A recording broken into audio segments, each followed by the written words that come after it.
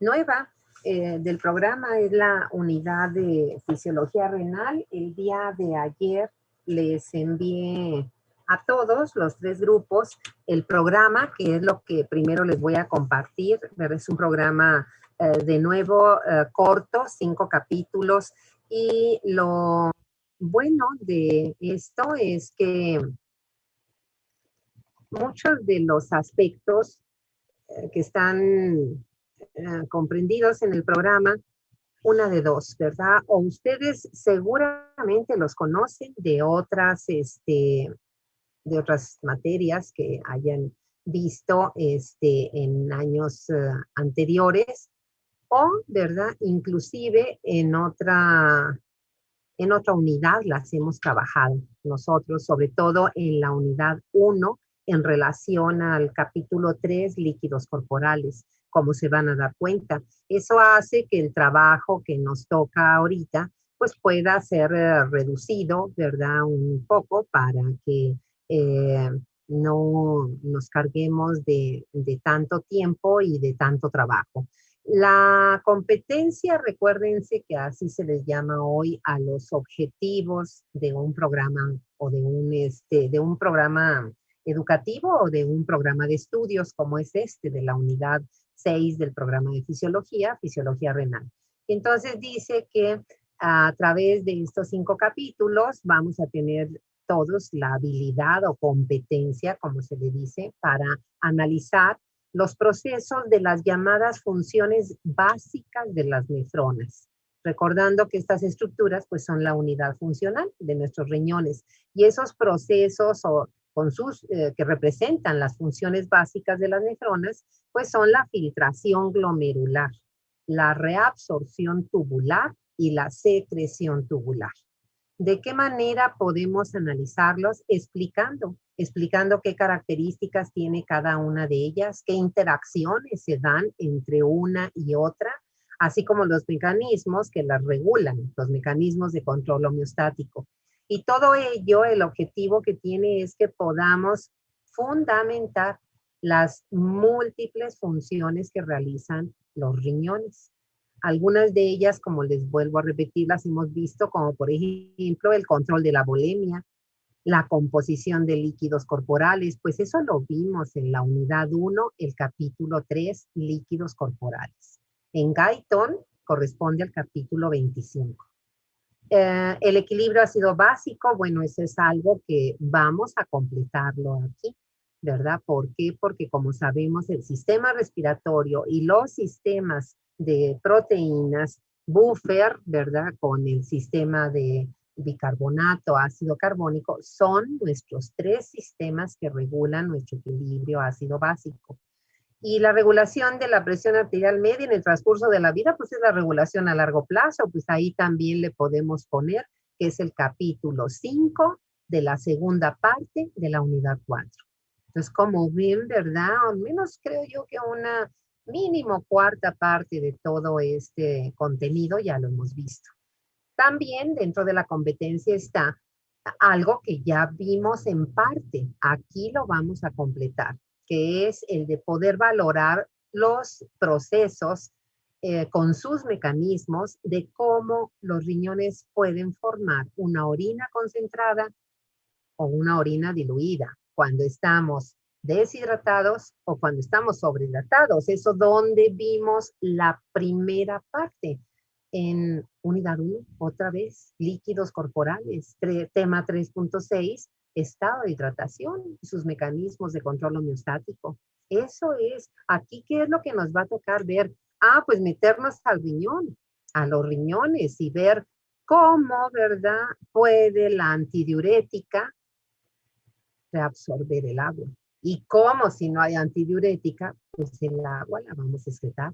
Entonces, ahorita todo lo que ya vimos lo completamos con esto, ¿verdad? Y por eso es que en este punto, estos son los mecanismos, fíjense lo que dice, que afectan, es decir, que determinan el estado de hidratación, la volemia, la natremia y la osmolaridad plasmática, capítulo 3 de la unidad 1, sin lugar a dudas.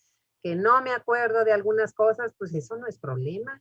¿verdad? Porque ya lo vimos, lo que tenemos que hacer es repasarlo otra vez. Fíjense el contenido. Ustedes tienen el programa, ¿no? En uno es la anatomía fisiológica. Así ha sido todo el curso. Si nosotros vamos a estudiar la función, tenemos que partir de la morfología, tanto macro, la anatomía, como micro, la histología. Por eso tenemos ahí que como introducción vamos a hablar, y ya lo tienen ustedes en la guía de estudio que les envié, las funciones renales y qué importancia tienen. Más de media docena de funciones, ¿verdad? Participa el riñón de una manera directa o indirecta. La estructura de la unidad funcional. Claro, pues recordar las partes, los componentes de la nefrona, los tipos de nefrona. Esta unidad funcional importantísima que es el aparato justaglomerular.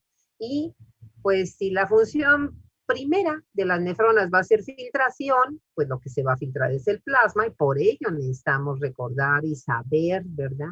Cómo se lleva a cabo la circulación. El F renal, F recuerden con mayúscula siempre significará F o Q mayúscula, flujo sanguíneo. Y en este caso, pues renal. Ahí tenemos que vamos a aprender qué es la fracción renal, cuál es el flujo plasmático renal, inclusive cómo se mide, ¿verdad? Su valor normal. En los temas 2 y 3, si se fijan, vamos a hablar de las funciones básicas de la nefrona. El capítulo 2 es la filtración. Y aquí tampoco es nuevo porque al menos, miren, claro, es nuevo porque ahora vamos a hablar de membrana glomerular, no de membrana respiratoria, como lo hicimos en la unidad anterior, no de la, dijéramos, pared capilar por la que ocurre la filtración a nivel de los capilares sistémicos. Pero si se fijan, vean el tema 2.3. Dinámica de la filtración ahora no es capilar sistémica, es filtración glomerular, pero vean el subtema 231. La presión efectiva de filtración pues va a derivar de la relación que tengan las leyes de Starling. Son las mismas, solo que ahora en el riñón, que por supuesto, ¿verdad? Van a tener valores distintos y connotaciones distintas. En lugar de hablar, por ejemplo, de una presión del líquido intersticial, ahora vamos a hablar de una presión de la cápsula de Bowman, porque ahí es a donde filtra el plasma. Pero finalmente es lo mismo, fuerzas a favor, fuerzas en contra. ¿Qué valor tiene la filtración? Y miren el otro concepto, coeficiente de filtración. Sí, pero estamos en el riñón, entonces no va a ser el mismo valor, ¿verdad? Que conocimos a nivel sistémico. ¿Por qué? Porque es otro contexto anatómico y funcional. Lo vamos a aprender, ¿verdad? Y cómo se controla. Aplicaciones clínicas, cómo se modifica la IFG, que es la intensidad de filtración glomerular ante cambios de la presión. Ahí es hipotensión, pero también en la hipertensión, a ver qué sucede, ¿no? Con eso. Cuando estamos deshidratados, en los pacientes con diabetes mellitus e insuficiencia renal. Bueno, pues son padecimientos que son muy comunes en la clínica. En el capítulo 3 es la segunda parte de función básicas de la nefrona. Si ya vimos filtración, ahora vamos a hablar de reabsorción y también de secreción, que son las funciones de los túbulos, ahí ocurren. Y ahí están, ¿verdad? Los conceptos, la capacidad de reabsorción de cada segmento tubular, qué mecanismos, otra vez, mecanismos de transporte transmembranal, conste que se los mencioné, no una, ¿verdad? N veces cuando en el capítulo 1 vimos ese capítulo 4, mecanismos de transporte transmembranal, les dije, este capítulo nos va a acompañar todo el curso. Todo el curso, ahí está, ¿verdad? Lo vimos ahorita para la función respiratoria, pues el intercambio de gases ocupó el mecanismo de difusión simple, ¿no es cierto? En el sistema renal, pues va a ser más profuso, porque aquí no nada más se va a mover agua, se van a mover solutos, ¿verdad? Entonces vamos a volver a hablar de mecanismos de transporte activo secundario o acoplado, cotransporte, contratransporte, bombas, etcétera, ¿sí?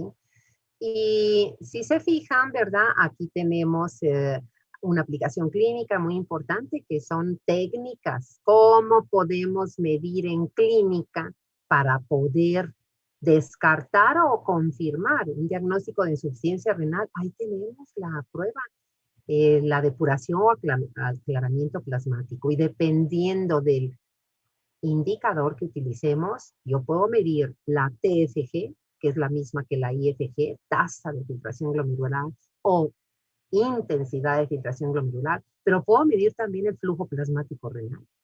Pero eso depende de qué marcador voy a emplear, ¿sí? Que no quiero un marcador, perfecto, en clínica lo tienes disponible. La depuración de creatinina endógena, pues es de los principales metabolitos del metabolismo proteico sumamente tóxico, entonces la depuración de creatinina es un buen índice del funcionamiento renal, y se utiliza mucho en clínica. Ahí tenemos en el capítulo, ay, perdón, el 4, mecanismos renales, fíjense. Eso es lo único que nos falta de este capítulo, porque los extrarrenales, para regular la osmolaridad plasmática y la natremia, ver antes. Eso está en el capítulo 3 de la unidad 1. Pues son los reflejos. Vean ahí en el tema 4.3, mecanismo de la sed, pues aprendimos el mecanismo de la sed osmométrica, de la sed volumétrica, la participación de la angiotensina, de la antidiurética, o sea, todo eso también. Aquí, ¿qué vamos a aprender realmente? Pues yo creo que solo el tema 4.2, nada más, ¿verdad? Y pues claro, hablar también de la participación de la aldosterona, que eso no lo tocamos. Pero el sistema osmorreceptor, hormona antidiurética, mecanismos de la sed, ver antes.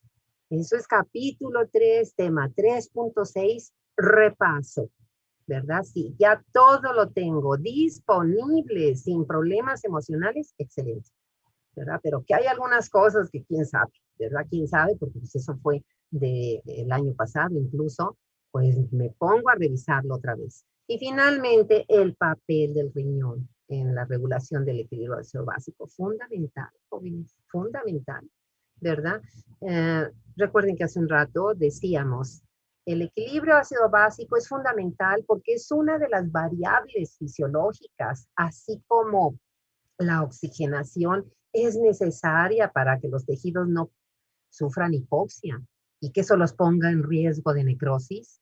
Pues las células también se mueren por las alteraciones del equilibrio ácido básico. La acidosis, recuerden en la unidad 3, ¿qué le hace la acidosis a la excitabilidad neuronal? La disminuye. ¿Y cómo en clínica tengo esa evidencia? Pues porque tu paciente en coma tu paciente con acidosis va a caer en coma. En coma quiere decir que está inconsciente, no inconsciente dormido. Es un estado de inconsciencia patológico, es por la acidosis, su excitabilidad neuronal está deprimida. ¿Cuándo se va a despertar? Corrige, corrige el desequilibrio. Y cuando el paciente se despierte, es seguramente cuando el laboratorio te va a confirmar que ya el pH está en límites normales. Y riñón, pues es, como se puede decir, el último reducto. Lo último que utiliza mi organismo para corregir el pH es el funcionamiento renal, porque como pudiéramos decir, el primer elemento de batalla para la regulación de ese equilibrio son los sistemas buffer, sin lugar a dudas. Y hablamos del papel buffer de la hemoglobina, lo comentamos, acuérdense, acabamos de pasar esa unidad. ¿Por qué la hemoglobina es un buen buffer? Pues ni más ni menos porque fija los dos principales metabolitos de todas nuestras células. CO2, sí, pregunta de examen, ¿verdad? ¿Qué es la carboxihemoglobina? Ya no me acuerdo si les puse eso o si les puse qué es la carbaminohemoglobina, pero por supuesto que no son sinónimos, ¿verdad? Entonces, carbaminohemoglobina es un compuesto fisiológico normal. Es la hemoglobina con el CO2, ahí está ejerciendo su efecto buffer. Y luego con CO, que eso es completamente tóxico, porque nosotros no debemos, ¿verdad?, de estar inspirando un aire con monóxido de carbono, pues esa es la carboxihemoglobina. Esa puede matar, ¿verdad? Porque la carboxihemoglobina resulta que se fija más fuertemente que el CO2, cuesta mucho trabajo que se libere, no se oxigena la hemoglobina, claro que las personas están en riesgo de morir y han muerto, ¿verdad? Hay historias dramáticas de familias completas, ¿verdad? Que sobre todo en un afán de protegerse en climas fríos, en la sierra, ¿verdad? Las heladas, cierran perfectamente bien sus habitaciones y tienen el anafre encendido dentro, pues para hacerle frente al frío, pero el monóxido de carbono, ¿verdad? Pues los intoxica y han sido familias completas que han fallecido así. ¿Qué otro efecto de amortiguador de la hemoglobina? Jóvenes vimos que pues neutraliza, amortigua los hidrogeniones que se producen por la disociación del ácido carbónico. Acuérdense, el CO2, ¿verdad? También su mayor forma de transporte, pregunta de examen, pues es la ecuación del ácido carbónico, sin lugar a dudas. Se disocia en bicarbonato, ahí está el desplazamiento de cloruro, pregunta de examen. ¿Y qué pasa con los hidrogeniones? No se quedan sueltos, pues eso le produce acidosis a la célula y le detiene su metabolismo. ¿Quién lo amortigua? La hemoglobina. ¿Qué es la hemoglobina con hidrogeniones? La reducida. Eso es en los tejidos. Cuando esa hemoglobina, igual que la carbamino, van en los eritrocitos de la sangre venosa a los pulmones a disociarse, ¿verdad? Para que el CO2, pues ya como gas, pase a los alveolos. Los hidrogeniones, pues claro que no van a pasar como tal. Nosotros no podemos exhalar hidrogeniones. Eso lo hace riñón, por supuesto, pero pulmón no. Entonces, ¿qué hace cuando la hemoglobina reducida, la hemoglobina con hidrogeniones, ahí al llegar a la circulación pulmonar? Pues lo que hace es disociarse.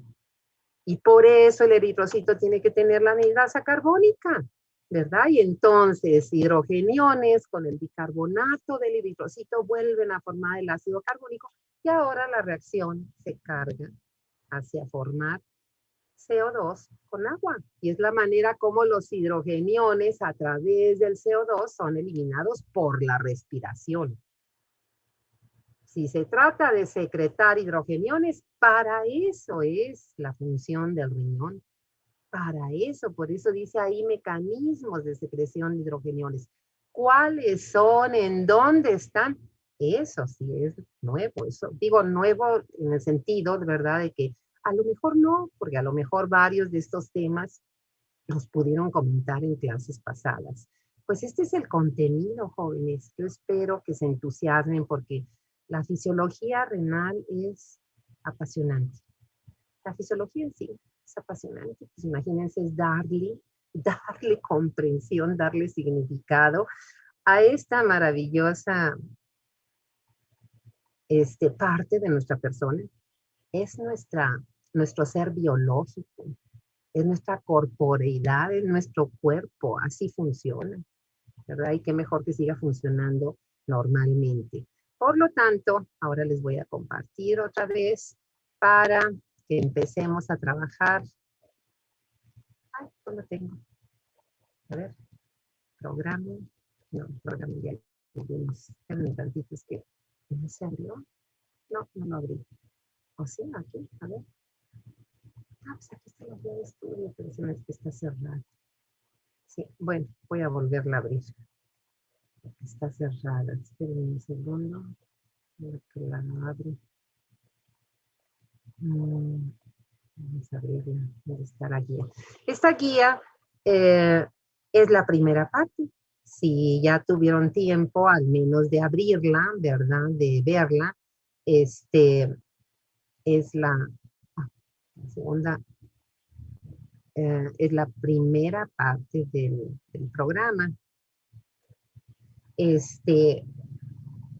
Como guía que es, pues trae digo, aparte de la identificación, obviamente trae un contenido resumido de los temas, ¿verdad? Yo espero que sean muy ambiciosos y nunca se conformen con una guía, es una guía, ¿verdad? Claro que trae el contenido central, o sea, como instrumento de estudio y aprendizaje, ahora que no tenemos ya mucho tiempo, pues está bien, pero mira que ahí están tus instrucciones.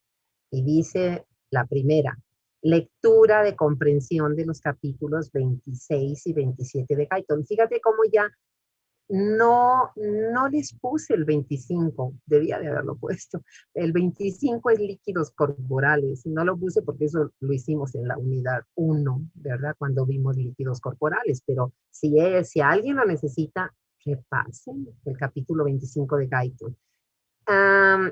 La primera función de la nefrona, que es la filtración, eso es capítulo 26, igual que los aspectos de la anatomía fisiológica, es el 26. El 27 es lo que se refiere a filtración y reabsorción.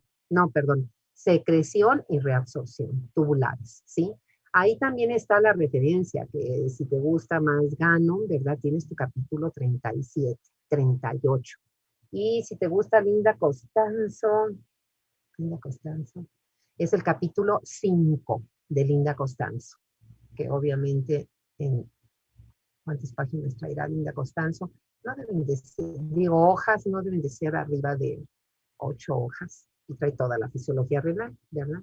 Y luego, esa es la primera instrucción, lectura de comprensión, ¿sí? Luego, realizar las actividades.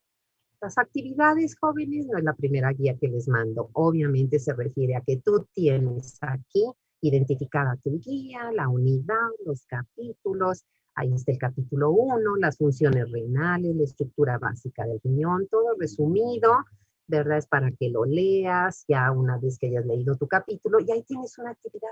La primera actividad es que a nivel de circulación renal vas a hacer un diagrama de flujo en el que nombres cómo se van originando las arterias renales, ¿verdad? A partir, obvio, la circulación pues renal, a partir de las arterias renales hasta llegar a las venas.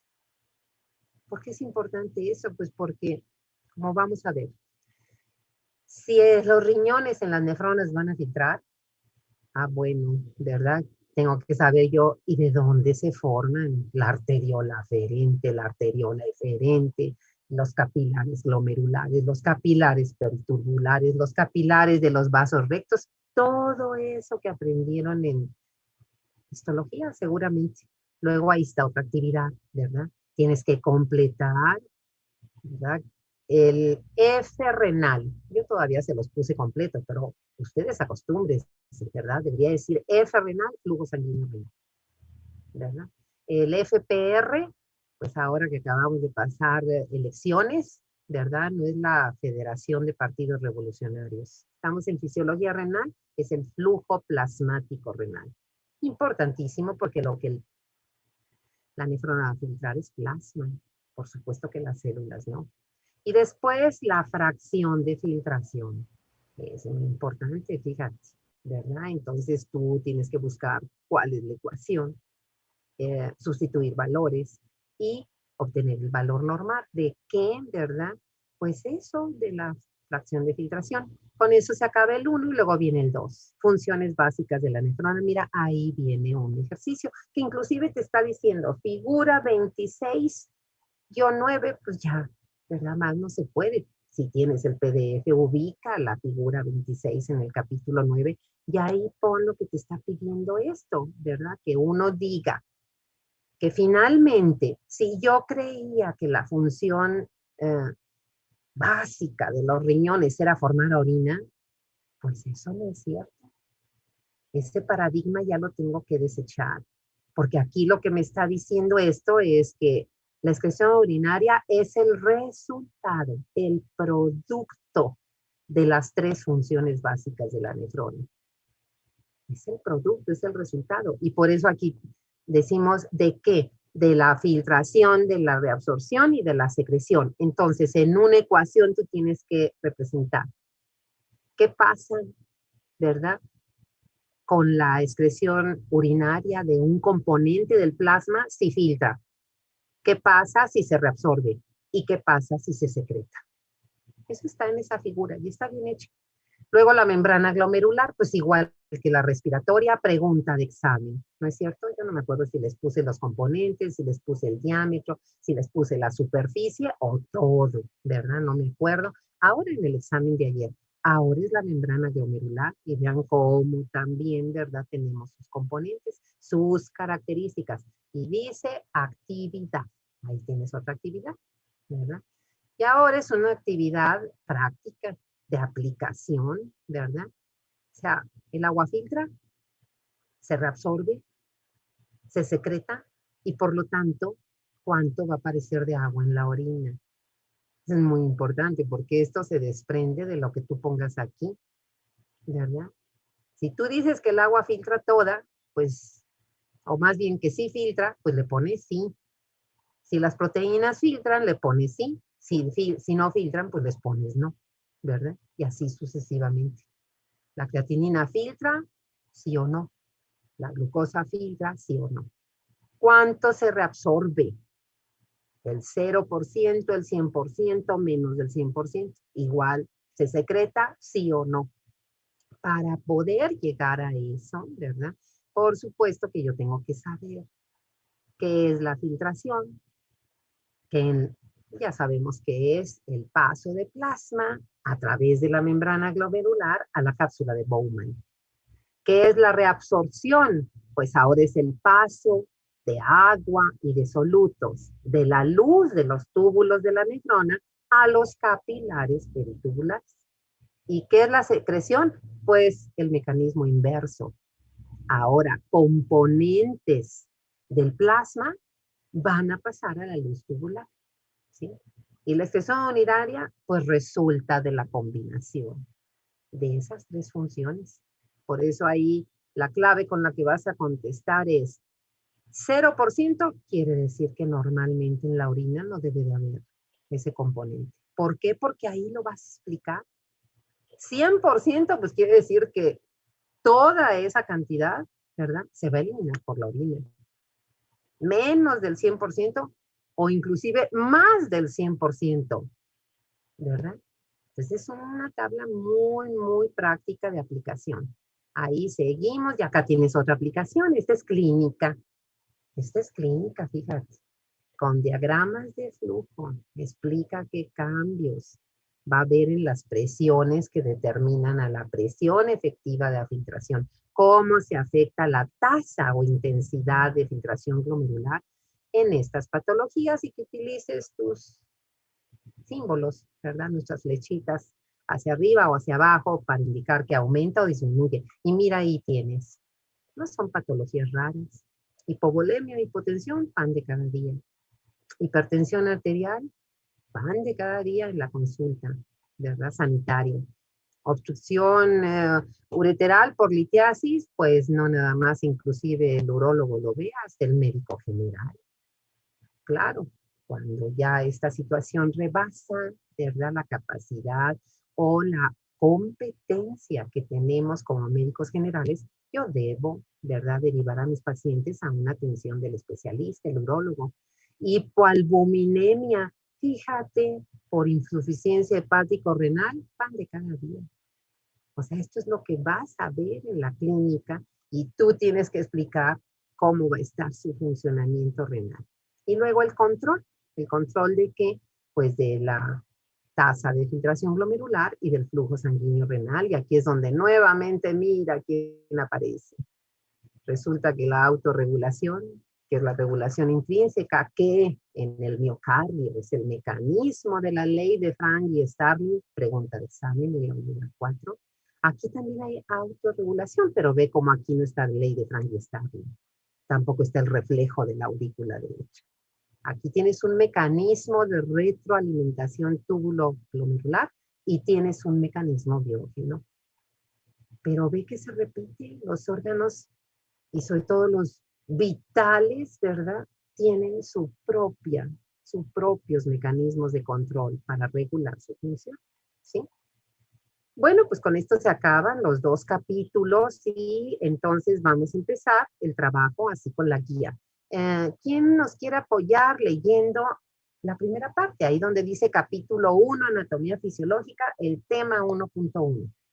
¿Quién nos quiere apoyar leyéndolo? Valeria, sí, ¿verdad? Te oímos, Valeria, gracias. Sí, el Y tema luego, punto 1.1 son funciones renales y su importancia. Ujú. Y dice, los riñones realizan una gran variedad de funciones vitales, como son la regulación del equilibrio hidroeléctrico, la osmolaridad y la composición del líquido extracelular.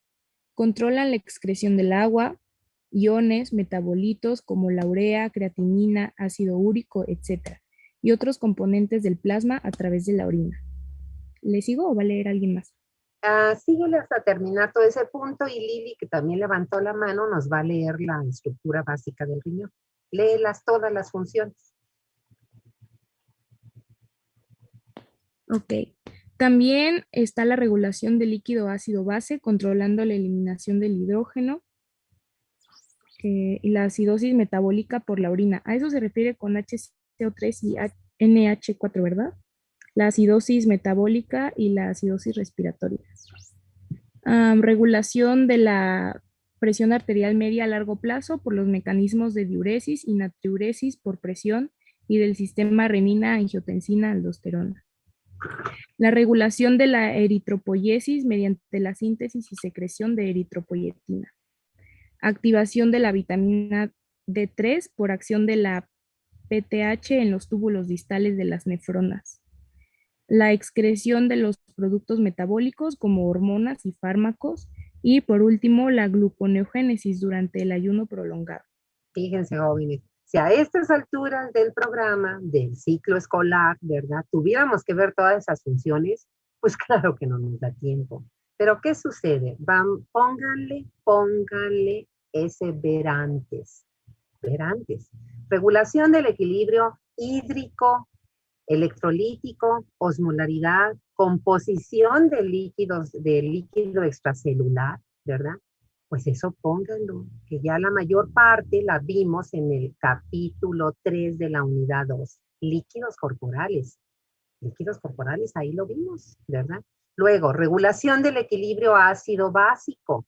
Bueno, eso es algo nuevo. En ese momento, allá, ¿verdad? Antes lo hemos estado viendo conforme avanzamos. Que vimos la unidad 4, fisiología cardiovascular, pues vimos el papel de la hemoglobina, lo acabamos de comentar como sustancia buffer, el papel del bicarbonato en la ecuación del ácido carbónico. Es la ecuación, ¿verdad? Que ustedes seguramente vieron muy bien en bioquímica, ¿verdad? De las reacciones de Henderson-Hasselbalch, ¿verdad? Aquí lo vamos a ver cómo elimina, cómo secreta el riñón, en qué parte de la nefrona, con qué mecanismo de transporte, secreta o reabsorbe. Ahí tenemos a los hidrogeniones, el bicarbonato, el amonio, ¿verdad? Los iones de amonio. Bueno, eso sí, eso es algo de aquí. Regulación de la PM a largo plazo. Jóvenes, pónganme la referencia. Es el capítulo 5 de la segunda parte, fisiología de la circulación, de la unidad 4. Ya lo vimos, vean ahí lo que dice, mecanismos de diuresis y natriuresis por presión, ayudados por el sistema renina, angiotensina, aldosterona. Ya lo vimos. Por supuesto que si nos da tiempo, pues haremos un repaso, pero si no, ustedes lean. Esos temas los vimos en clase, ¿sí? Regulación de la eritropoyesis. No lo vamos a ver. No lo hemos visto. Acuérdense que el curso de fisiología no tiene fisiología de la sangre. Pero ustedes en histología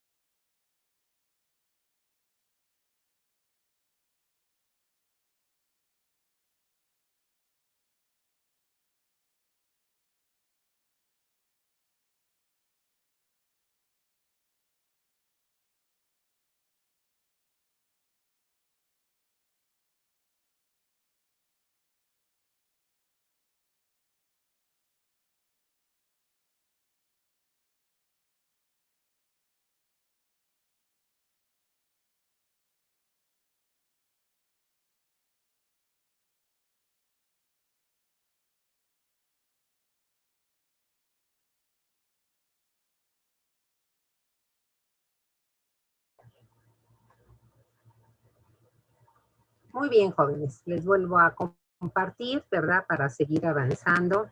Ay, gracias, Lili. Aquí está. guía. Muy bien. Ok, aquí tenemos, jóvenes, entonces nuestra guía.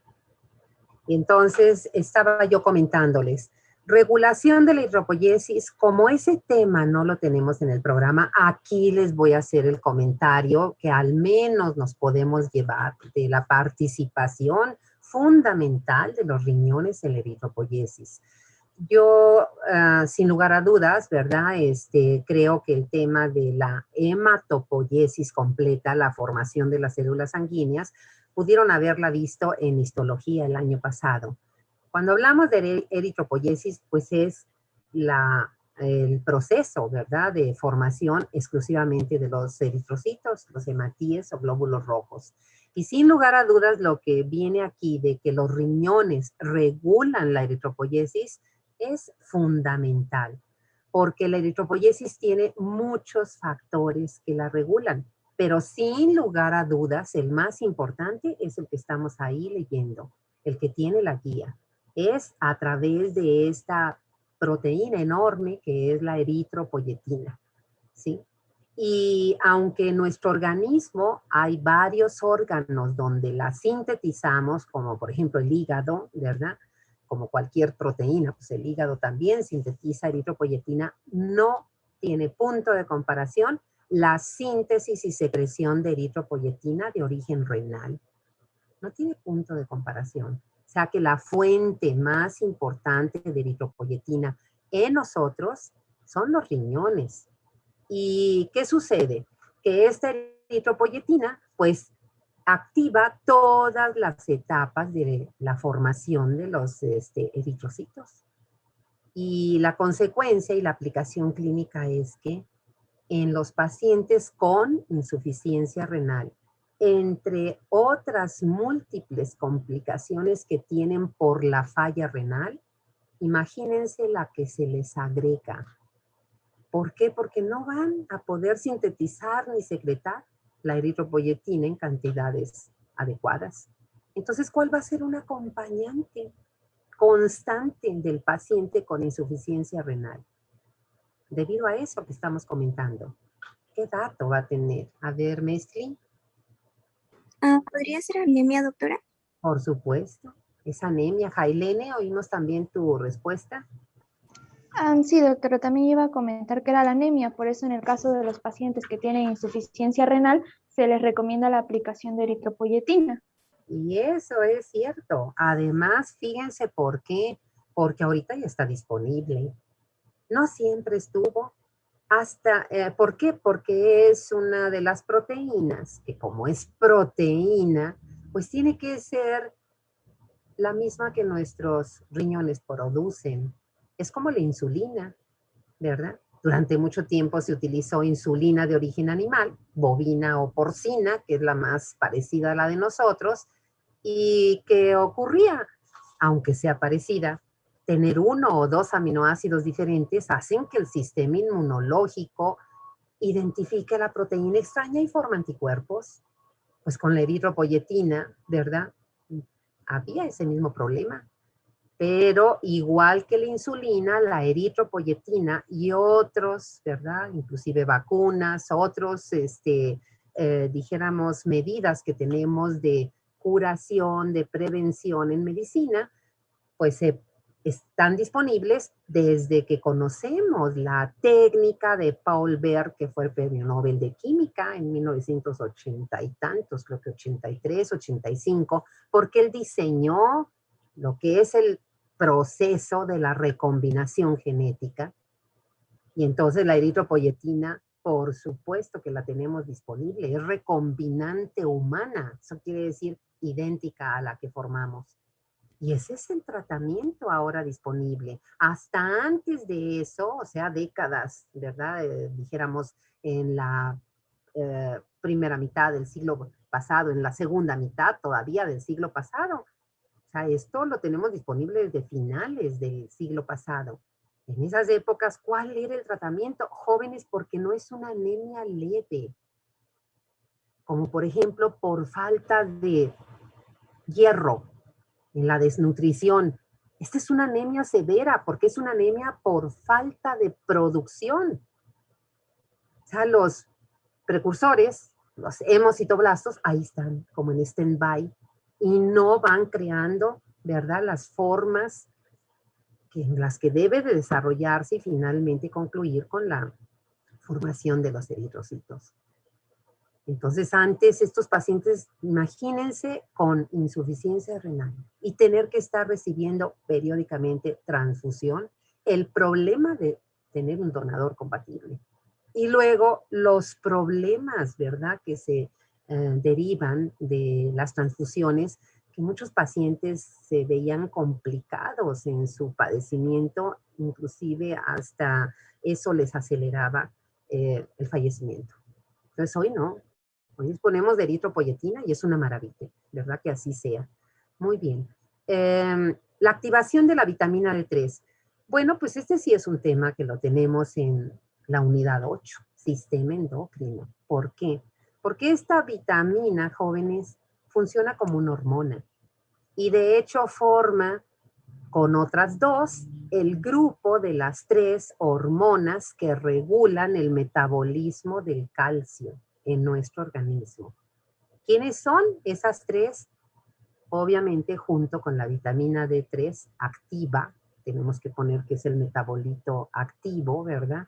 O la forma activa de la vitamina D3. Shirel, ¿levantaste la mano?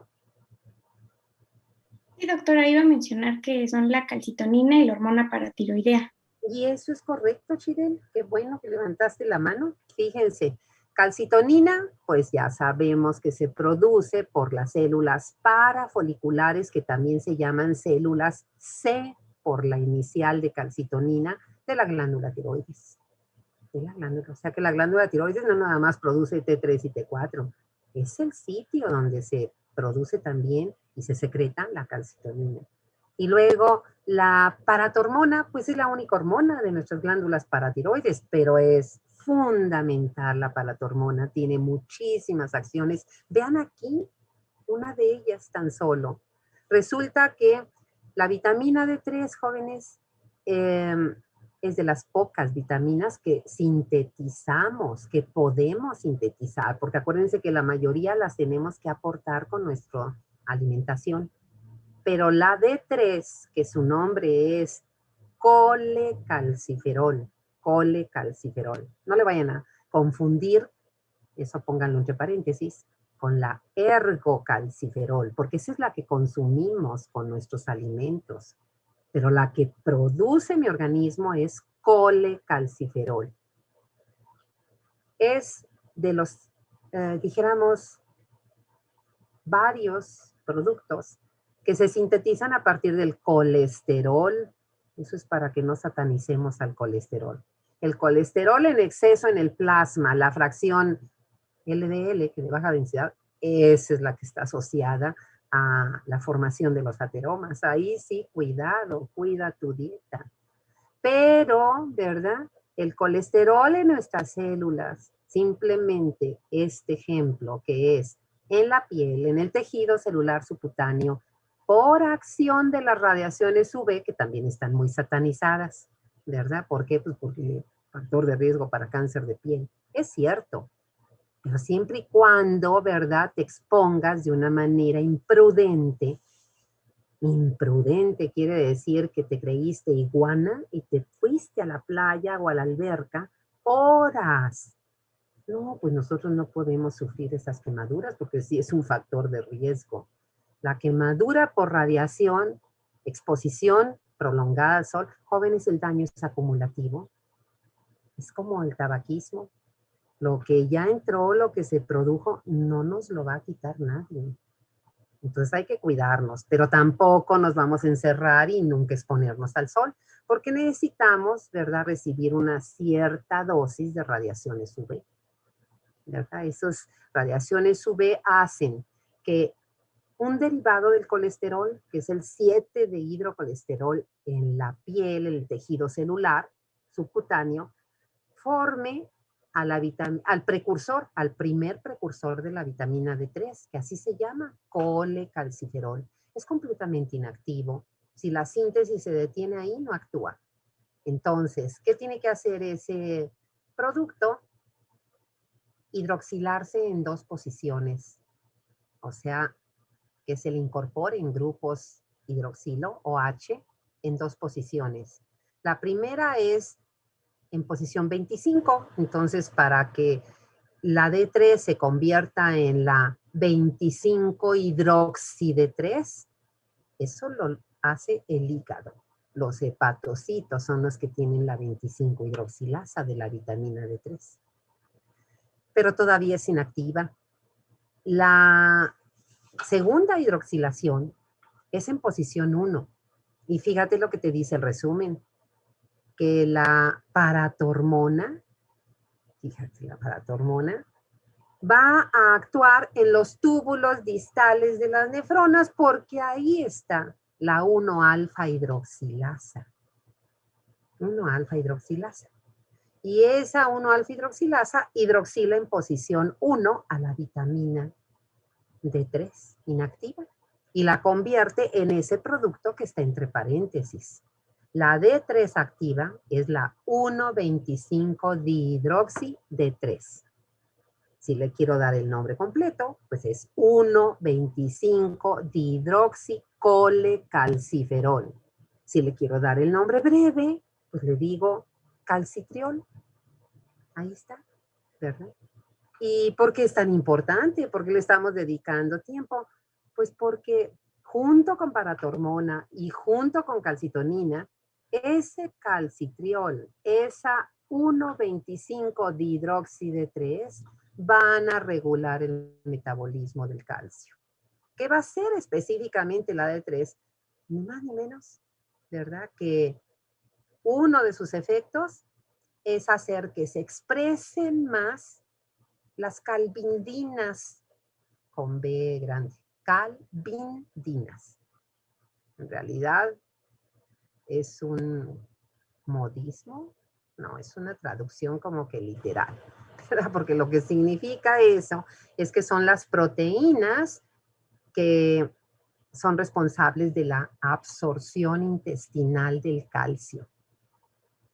Bueno, pues la describen alguien norteamericanos, pues la ponen en inglés, ¿verdad? Proteína que capta calcio, pues calvindinas, ¿sí? ¿Qué otra acción tiene la vitamina D3? Importantísima. Pues todo el calcio que comemos, más del 99%, ¿en dónde está? En nuestro organismo. ¿En dónde? Más del 99%, tenemos casi 1 kilo de calcio en el organismo. ¿Dónde está la mayor parte del calcio? ¿En los huesos? Por supuesto, Jailene, ¿verdad? Formando parte de esa mineral óseo en forma de los, no sé si esto lo vieron en bioquímica, los cristales de hidroxiapatita. Pero ahí está el calcio. Y la vitamina D3 promueve la mineralización de los huesos.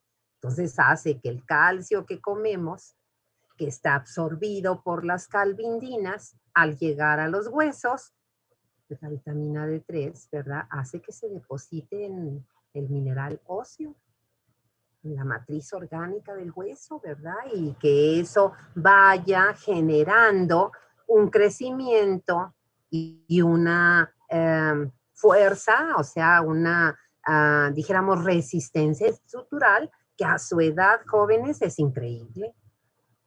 Es increíble. ¿Por qué? Porque en el proceso de remodelado óseo, ¿verdad?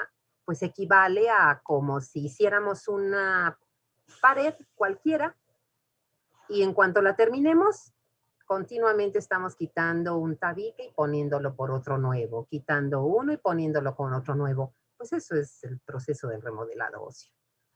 Ya cuando estamos en edad extrema, tercera, ¿verdad? En la tercera edad, ya el proceso ya no es tan eficiente y por eso la osteopenia es mucho más frecuente en las personas adultos mayores de tercera edad. En las mujeres más, porque los esteroides sexuales también favorecen este proceso.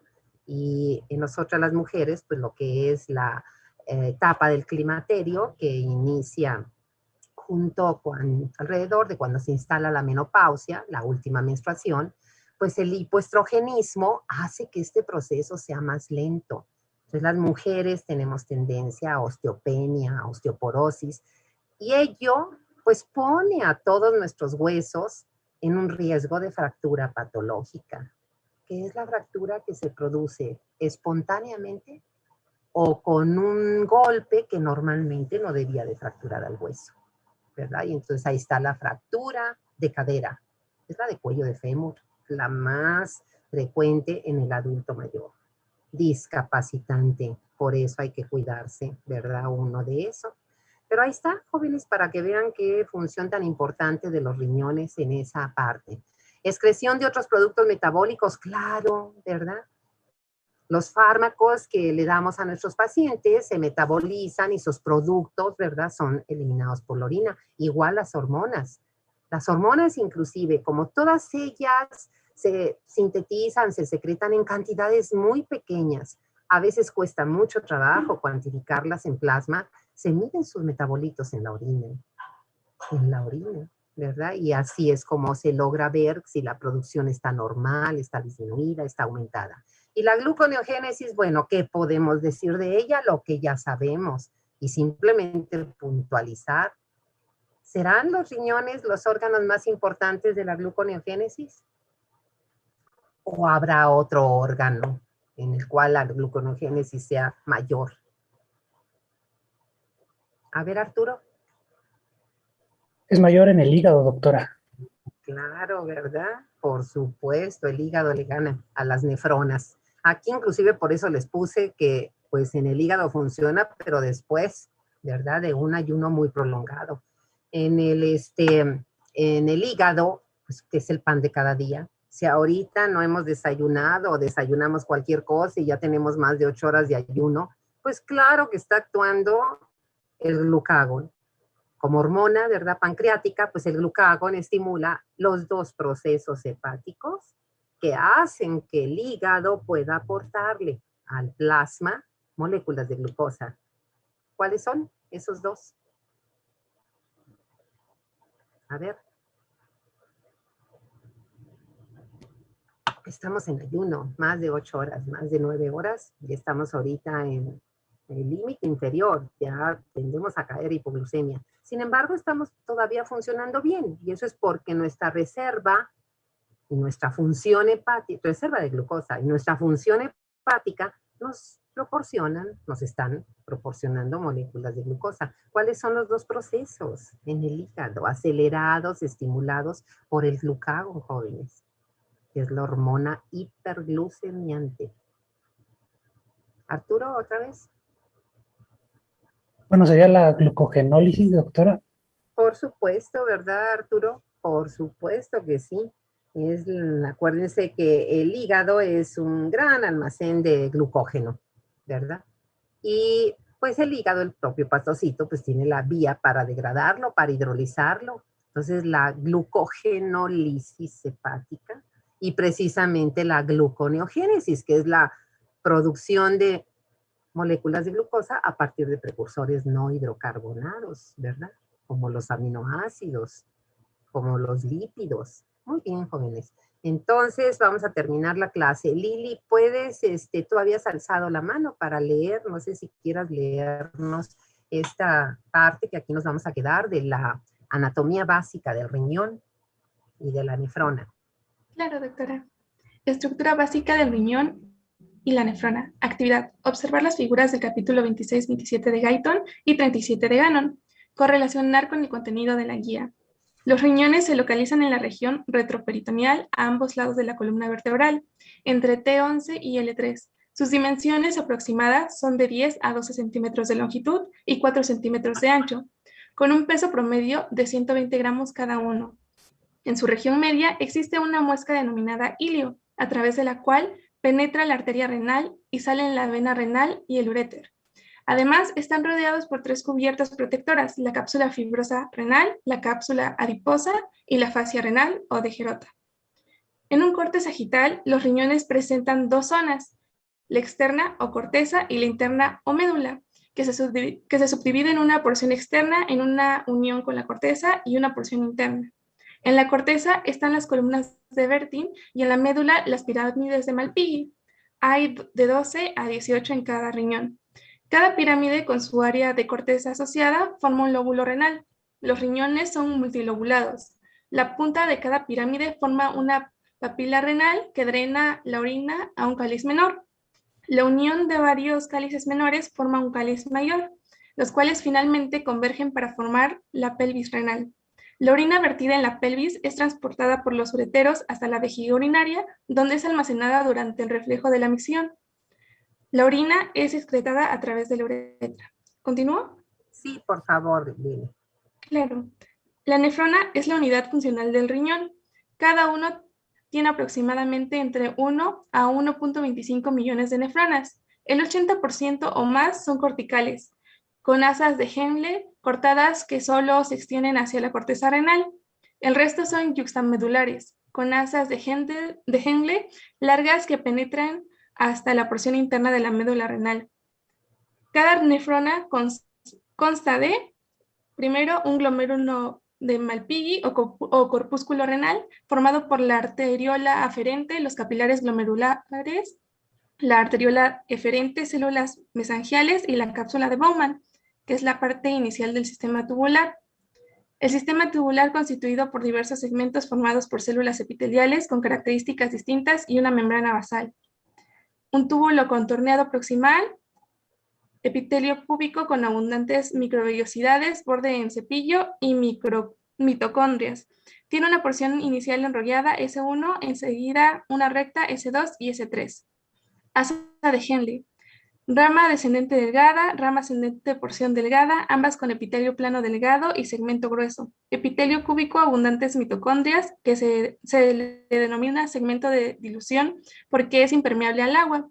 Túbulo contorneado distal, formado por epitelio cúbico simple, tiene una porción inicial impermeable al agua y por ello también forma parte del segmento de dilución y una final.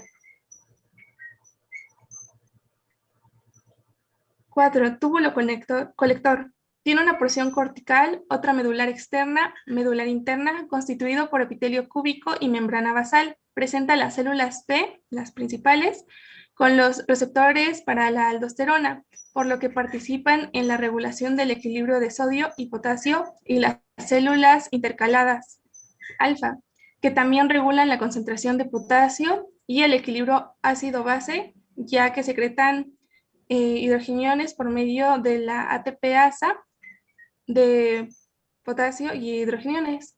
En cada túbulo colector drenan los TCD de 10 a 8 nefronas. A su vez, los túbulos colectores terminan desembocando la orina en las papilas renales. Alrededor del sistema tubular se encuentran los capilares peritubulares, participan en la reabsorción y secreción de agua y solutos. Se forman a partir de la arteriola eferente en todas las nefronas. Además, las nefronas yuxtamedulares tienen un tercer sistema capilar, los vasos rectos o vasa recta, formados también por la arteriola eferente, se localizan a lo largo del asa de Henle y en ellos ocurre el mecanismo de intercambio de contracorriente, para concentrar la orina.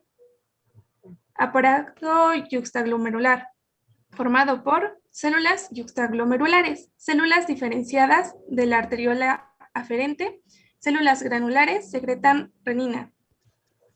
La mácula densa, células especializadas del TCD inicial en contacto con dos arteriolas detectan variaciones en el flujo de líquido tubular distal, así como la concentración de sodio y cloro para regular la secreción de renina. Células mesangiales son células mioepiteliales localizadas entre la arteriola aferente y eferente, están en contacto directo con la mácula densa, actúan como comunicación funcional entre dichas estructuras. Y el último punto, la circulación renal. Los riñones están irrigados por las arterias renales, ramas directas de la aorta abdominal, de ellas se forman varios vasos. Ajá. Luego tienen una actividad, jóvenes, ahí abajo, ¿verdad? Para completar. Todo esto que acaba de leernos Lili, por supuesto, ¿verdad? Que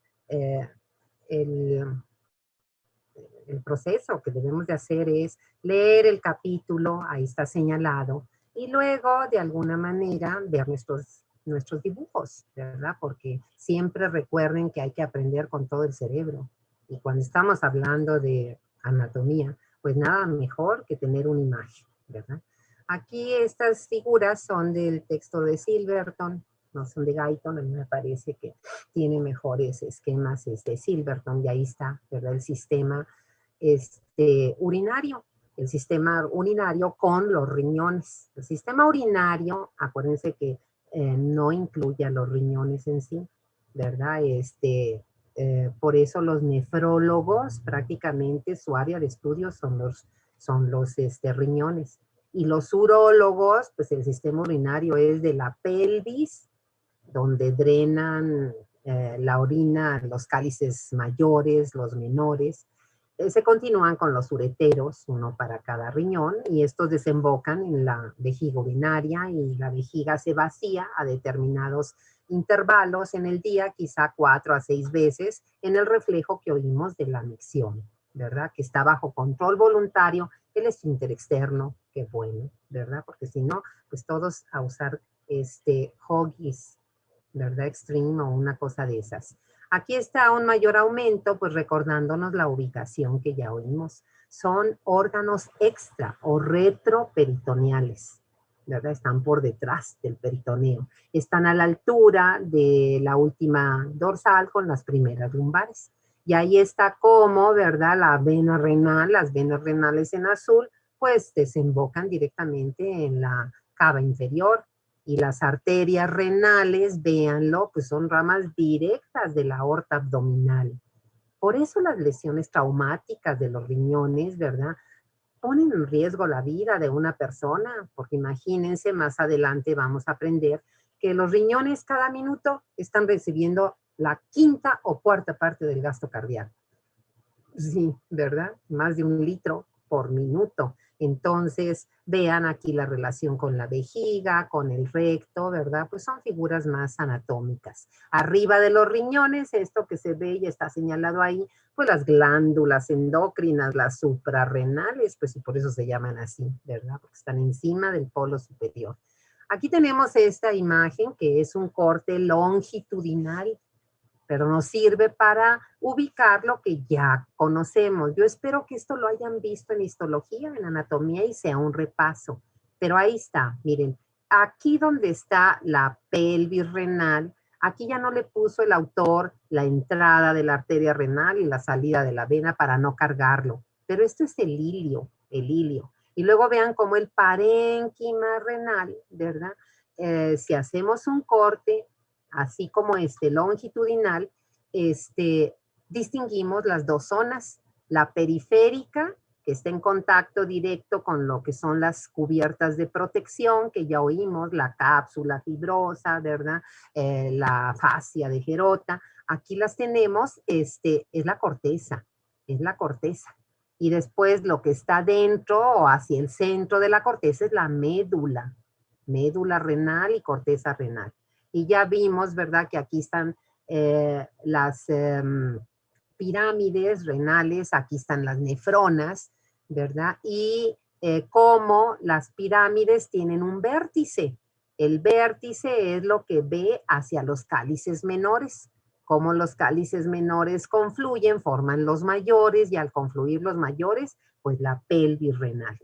Cuando las vértices de las papilas renales, ¿verdad? Los vértices de estas papilas renales drenan el líquido, ahí es en esos lugares donde desembocan los tubos colectores de las nefronas. Ahí desembocan. Y entonces el líquido que ya se vierte a los cálices menores ya no es líquido tubular, es la orina, resultado de las 3 funciones de la nefrona, ¿sí? Aquí vean cómo, aunque la figura esté sencilla, me está dando los 2 tipos de nefronas que tenemos. Estas que se ven más en el espesor de la corteza son las corticales, las más abundantes, el 80%. Vean cómo el glomérulo está en el espesor de la corteza. Y el asa de Henle, vean qué chiquita. Aquí como que la metieron un poquito a la médula, pero en realidad, ¿verdad?, las corticales, su asa de Henle, si están muy en la superficie, el glomérulo, pues solo está en la corteza. En cambio, vean las nefronas yuxtamedulares. ¿Por qué se les llama así? Porque el glomérulo está en la unión de corteza con médula, por eso yuxtamedulares. Pero su asa de Henle, vean qué larga, penetra a toda la médula renal. Esas son importantes, aunque solo constituyen el 20% jóvenes, porque esas yuxtamedulares van a ser las que participan en el mecanismo para concentrar la orina. Las corticales no.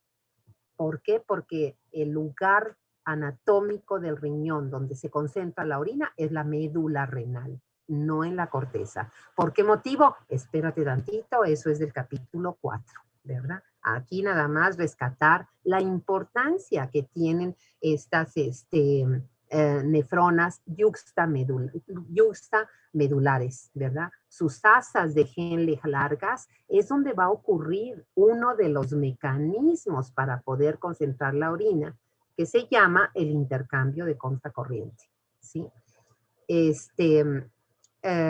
Aquí tenemos la circulación, ¿verdad? Muy importante, vean la entrada de la arteria renal y cómo se va subdividiendo. Acá está mayor aumento, pero aquí les puse, pues aunque está un poco borroso, pero está más completo. Mira, aquí empieza, ¿verdad? Ahí tienes como, tienes en la médula, en la zona externa y luego en la interna, las arterias que se forman a partir de la arteria renal. Y tenemos primero arterias interlobulares. Acuérdense que el riñón es un órgano lobulado, igual que pulmones, igual que hígado, ¿verdad? Entonces ahí está, arterias interlobulares. Vean cómo de ellas, ¿verdad? Ya en la corteza se forman arterias interlobulares, ¿verdad? Interlobulares. Y cómo, ¿verdad? Se van formando, perdón, no dije las arterias interlobulares, luego las arqueadas o arcuatas, como les dicen otros autores, las interlobulares y luego tenemos la arteriola aferente, la arteriola aferente. Entonces, así es como se van formando estas estructuras de las nefronas. Y finalmente ve del otro lado. La primer nefrona, la que está en el centro, vela. Es una nefrona cortical, su asa de Henle corta, a duras penas toca un poquito de la médula externa. Ve la yuxtamedular. Su glomérulo está en línea, ¿verdad?, de división entre corteza y médula. Y ve su asa de Henle, ahí hasta la cortaron. Pero su asa de Henle es larga. Se mete a toda la médula interna y externa. Y ve cómo, ¿verdad?, para terminar, la nefrona tiene, ¿verdad?, básicamente 3 componentes, jóvenes. Uno, así en el resumen está, el glomérulo de Malpighi o corpúsculo renal. Es sinónimo. Y ya vimos sus componentes, arteriola aferente, los capilares glomerulares, la arteriola eferente, ¿verdad?, y la cápsula de Bowman. Ese es un componente. Segundo componente de las nefronas, todas ellas, ¿verdad?, es su sistema tubular. Y entonces todas van a tener, empezando a partir de la cápsula de Bowman, el tubo contorneado proximal, TCP, ¿verdad? Son las iniciales, túbulo contorneado proximal, TCP. Luego el asa de Henle, ¿verdad? Con su segmento descendente delgado, su rama descendente delgada, su rama ascendente tiene una porción inicial delgada y luego se ensancha la porción gruesa, el segmento de dilución, porque ahí es impermeable al agua, junto con la porción inicial del tubo colector, segmento de dilución. Ahí solo se reabsorben solutos, iones, como lo vamos a ver. Luego el tubo colector, ¿verdad?, que como vemos en la figura esta y está bien hecha, el tubo colector drena, perdón, el túbulo contorneado distal drena a un colector, pero no es exclusivo el colector para cada nefrona. Y vean ahí, 1, 2, 3, 4, 5, 6, 7, pues los autores nos dicen cerca de una decena, de 8 a 10 nefronas drenan a un colector. Y este colector, si hubieran seguido el esquema hacia abajo, desemboca, ¿verdad?, en lo que es la papila renal, en el vértice de la papila renal, pues vaciando a los cálices menores la orina. Cuando el líquido va recorriendo todos los túbulos de la nefrona, incluido el colector, se le llama líquido tubular, del proximal, de la sadegende, del distal y del colector. Cuando ya cae a los cálices menores es la orina, que es el resultado o producto de las tres funciones de la nefrona. Ve la nefrona, el tercer componente, porque ya dijimos, es el glomérulo, el sistema tubular. El tercer componente, jóvenes, de toda nefrona son sus redes capilares. Sus redes capilares. Resulta que las nefronas tienen, todas ellas, dos redes capilares. Una es la red de capilares glomerulares, la que forma parte del glomérulo. La función de esa red capilar, pues es la filtración glomerular, ¿verdad? Segunda red capilar que todas las nefronas tienen, ¿verdad? Son los llamados capilares peritubulares. Y vean aquí cómo están puestos, aunque sea de una manera sencilla, pues se les llama así porque esos capilares rodean todos los túbulos de la nefrona, desde el proximal hasta el colector, ¿verdad? Capilares peritubulares. ¿Cuál es la función de esta segunda red de capilares? La reabsorción tubular y la secreción tubular. Y finalmente, jóvenes, hay una tercera red de capilares, pero esa tercera red capilar solo, ¿verdad?, la desarrollan o la tienen las nefronas yuxtamedulares, nada más. Olvidé, ¿verdad?, enfatizar, y antes de seguir adelante me regreso. Los capilares glomerulares los forma la arteriola aferente. La arteriola aferente da origen a los capilares glomerulares y cuando ellos confluyen, da origen a la arteriola eferente. Eso es muy importante. Aquí como que no se ve muy claro, pero creo que vamos a ver si más adelante. Bueno, aquí estaría, miren, vamos a buscar, aquí está la arteriola aferente y cómo está dando origen a los capilares glomerulares. Y luego ellos confluyen y vean cómo dan origen a la arteriola eferente. Hasta ahí. Ahora, los capilares peritubulares, que vean cómo se enrollan a lo largo, aquí nada más pusieron de los túbulos, pero también en el túbulo colector, ahí tenemos que los capilares peritubulares los forma la arteriola eferente. La arteriola eferente es importante. Y luego ellos confluyen y van a formar las vénulas y de ahí, ¿verdad?, pues ya las venas renales, ¿sí? Pero las nefronas yuxta, aquí están, las nefronas yuxtamedulares, jóvenes, tienen una tercera red capilar. Ya se va a acabar la clase, ya nos regresamos. Esa red capilar se llama vasos rectos o vasa recta, como dice aquí. ¿Quién lo forma? La arteriola eferente también.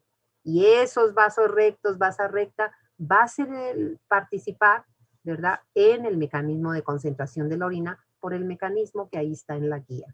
Jóvenes, me da mucho gusto. Una disculpa que no pude acabar sus calificaciones. Mañana sin falta se las doy de la unidad 4. ¿Sí? Que tengan buena tarde, jóvenes. Que la pasen bien. Mañana nos vemos. Trabajen su guía del capítulo 1. Mañana ya entramos al 2. ¿De acuerdo? Hasta mañana, doctora. Cualquier duda, escríbanla, ¿verdad? Y mañana me la plantean, por favor. Bueno.